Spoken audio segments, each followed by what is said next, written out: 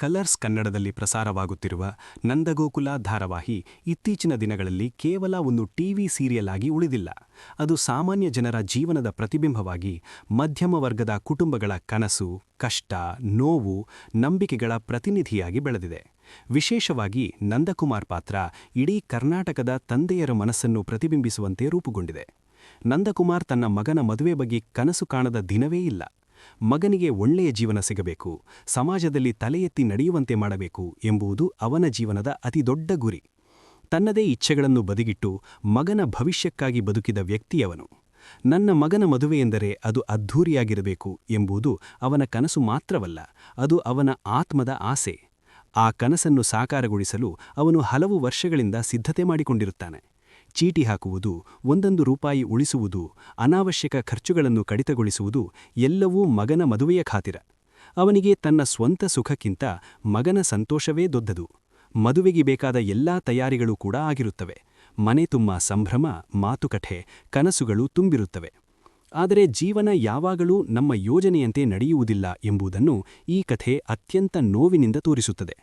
ಅಕಸ್ಮಾತ್ತಾಗಿ ನಂದಕುಮಾರ್ ಹಾಕಿದ್ದ ಚೀಟಿ ದುಡ್ಡು ಲಾಸ್ ಆಗುತ್ತದೆ. ಅವನು ನಂಬಿದ್ದ ಹಣಕಾಸಿನ ಆಧಾರವೇ ಕುಸಿದು ಬೀಳುತ್ತದೆ. ಮದುವೆಗೆಂದು ಇಟ್ಟುಕೊಂಡಿದ್ದ ಕನಸುಗಳು ಒಂದೊಂದಾಗಿ ಕೈ ತಪ್ಪುತ್ತಿರುವಂತೆ ಅನಿಸುತ್ತದೆ.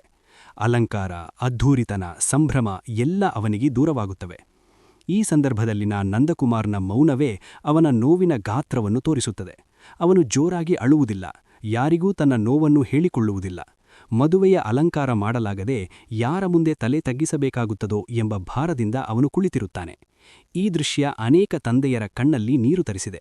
ಏಕೆಂದರೆ ಇದೇ ಪರಿಸ್ಥಿತಿ ಅನೇಕ ಕುಟುಂಬಗಳಲ್ಲಿ ನಿಜ ಜೀವನದಲ್ಲಿಯೂ ಆಗಿರುತ್ತದೆ. ಈ ಭಾಗವನ್ನು ನೋಡಿ ಅನೇಕ ವೀಕ್ಷಕರು ತಮ್ಮದೇ ಜೀವನವನ್ನು ನೆನಪಿಸಿಕೊಂಡಿದ್ದಾರೆ.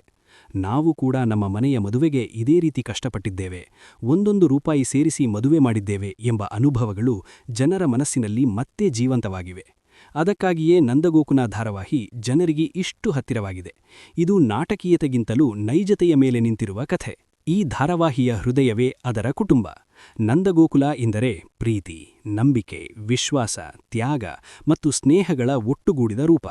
ಹಣ ಇಲ್ಲದಿದ್ದರೂ ಮನಸ್ಸು ಶ್ರೀಮಂತವಾಗಿದ್ದರೆ ಕುಟುಂಬ ಹೇಗೆ ಬಲವಾಗಿರಬಹುದು ಎಂಬುದಕ್ಕೆ ಈ ಮನೆ ಒಂದು ಉದಾಹರಣೆ. ದಾರಿದ್ರ್ಯ ಇದ್ದರೂ ಗೌರವ ಇಲ್ಲಿಗೆ ಬಂದರೆ ಹೇಗಿರುತ್ತದೆ ಎಂಬುದನ್ನು ಈ ಕುಟುಂಬ ತೋರಿಸುತ್ತದೆ. ಆಲದ ಮರ ಹೇಗೆ ತನ್ನ ನೆರಳಲ್ಲಿ ಅನೇಕ ಹಕ್ಕಿ ಪಕ್ಷಿಗಳಿಗೆ ಆಶ್ರಯ ನೀಡುತ್ತದೋ ಅದೇ ರೀತಿ ನಂದಗೋಕುಲ ಕುಟುಂಬವು ಎಲ್ಲರಿಗೂ ಆಶ್ರಯದ ಮನೆ. ಇಲ್ಲಿ ಪ್ರತಿಯೊಬ್ಬರೂ ಒಬ್ಬರಿಗಾಗಿ ಒಬ್ಬರು ನಿಲ್ಲುತ್ತಾರೆ.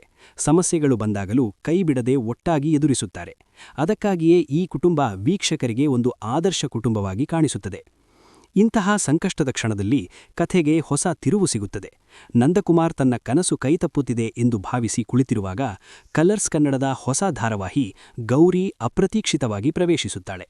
ಅವಳ ಪ್ರವೇಶ ಕೇವಲ ಕಥೆಗೆ ಮಾತ್ರವಲ್ಲ, ನಂದಕುಮಾರನ ಮನಸ್ಸಿಗೂ ಬೆಳಕು ತರುತ್ತದೆ. ಯಾವುದೇ ಲಾಭ, ಪ್ರತಿಫಲದ ನಿರೀಕ್ಷೆಯಿಲ್ಲದೆ ಅವಳು ಮದುವೆಯ ಎಲ್ಲಾ ಅಲಂಕಾರವನ್ನು ಪೂರ್ಣಗೊಳಿಸಿಕೊಡುತ್ತಾಳೆ. ಗೌರಿಯ ಈ ಸಹಾಯ ಕೇವಲ ಅಲಂಕಾರವಲ್ಲ, ಅದು ಮಾನವೀಯತೆ, ಸಹಾನುಭೂತಿ ಮತ್ತು ಸಹಾಯ ಮಾಡುವ ಮನಸ್ಸಿನ ಪ್ರತೀಕ. ಹಣ ಇಲ್ಲದಿದ್ದರೂ ಹೃದಯ ದೊಡ್ಡದಾಗಿರಬಹುದು ಎಂಬ ಸಂದೇಶವನ್ನು ಈ ದೃಶ್ಯ ಬಹಳ ಶಕ್ತಿಯಾಗಿ ಸಾರಿಸುತ್ತದೆ. ನಂದಕುಮಾರ್ನ ಕಣ್ಣಲ್ಲಿ ಮೂಡುವ ಕಣ್ಣೀರು ಸೋಲಿನ ಕಣ್ಣೀರಲ್ಲ, ಅದು ಕೃತಜ್ಞತೆಯ ಕಣ್ಣೀರು. ನಂದಕುಮಾರ್ನ ಕನಸು ಒಂದೇ, ತನ್ನ ಮಗನ ಮದುವೆ ಯಾವುದೇ ವಿಘ್ನವಿಲ್ಲದೆ ಸಂತೋಷದಿಂದ ನೆರವೇರಬೇಕು. ಈ ಕನಸು ಇವತ್ತು ಕೇವಲ ಒಂದು ಪಾತ್ರದ ಕನಸಾಗಿ ಉಳಿದಿಲ್ಲ, ಅದು ಇಡೀ ಕರ್ನಾಟಕದ ವೀಕ್ಷಕರ ಮನಸ್ಸಿನ ಆಸೆಯಾಗಿದೆ. ಈ ಮದುವೆಗೆ ಯಾವುದೇ ಅಡ್ಡಿ ಬರಬಾರದು ಎಂದು ಹೃದಯದಿಂದ ಬಯಸುವಷ್ಟು ಜನರು ಈ ಕಥೆಯೊಂದಿಗೆ ಬೆಸೆದುಕೊಂಡಿದ್ದಾರೆ.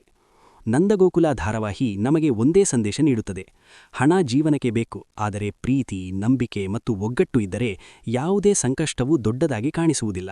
ಕುಟುಂಬ ಒಟ್ಟಾಗಿ ನಿಂತರೆ ದೇವರ ಸಹಾಯವೂ ಅದೇ ರೂಪದಲ್ಲಿ ಬರುತ್ತದೆ ಎಂಬ ನಂಬಿಕೆಯನ್ನು ಈ ಕಥೆ ಮತ್ತೆ ಮತ್ತೆ ನೆನಪಿಸಿಕೊಳ್ಳುತ್ತದೆ. ಈ ಎಲ್ಲಾ ದೃಶ್ಯಗಳು ನಿಮ್ಮ ಮನಸ್ಸಿಗೆ ಹೇಗೆ ತಟ್ಟಿದವು? ನಂದಕುಮಾರ್ನ ತ್ಯಾಗ, ಕುಟುಂಬದ ಒಗ್ಗಟ್ಟು ಮತ್ತು ಗೌರಿಯ ಮಾನವೀಯತೆ ಬಗ್ಗೆ ನಿಮ್ಮ ಅಭಿಪ್ರಾಯ ಏನು?